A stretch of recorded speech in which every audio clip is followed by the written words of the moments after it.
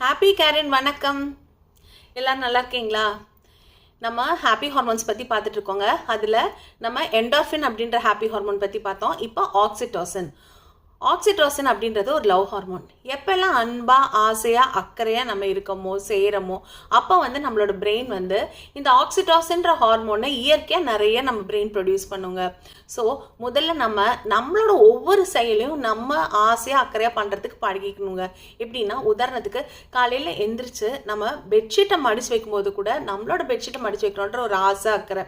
Brush பண்ணுறதுலேருந்து நம்மளோட morning routine எல்லாமே, காலையில் ஒரு வாக் போகிறாங்களா, இல்லை ஒரு யோகா பண்ணுறாங்களா, இல்லை ஒரு ஒர்க் அவுட் பண்ணுறாங்களா, ஆசையாக அன்பாக அக்கறையாக பண்ணணுங்க. நம்ம ஹெல்த்துக்காக நம்ம பண்ணுறோம் அப்படின்ற ஒரு ஃபீலோட நம்ம பண்ணும்போது நிறைய மைண்ட்ஃபுல்லாக பண்ண நமக்கு நிறைய ஹாப்பி ஹார்மோன்ஸ் வருங்க. அதே மாதிரி வீட்டில் சமையல் செய்யும்போது கூட ஒரு ஆசையாக அன்பாக செய்கிறது, அப்புறம் வீட்டில் உட்காந்து சாப்பிடும்போது கூட நம்ம என்ன சாப்பிட்றோன்ற அந்த ஒரு மைண்ட்ஃபுல்லாக ஒரு அவேர்னஸோட ஹாப்பியாக சந்தோஷமாக நம்ம சாப்பிடணுங்க.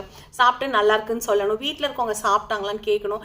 இந்த மாதிரி தாங்க நம்ம ஒரு அன்பும் ஆசையாக நம்மளோட ஃபேமிலி நம்மளை எல்லாத்தையும் கொண்டு போக முடியும்.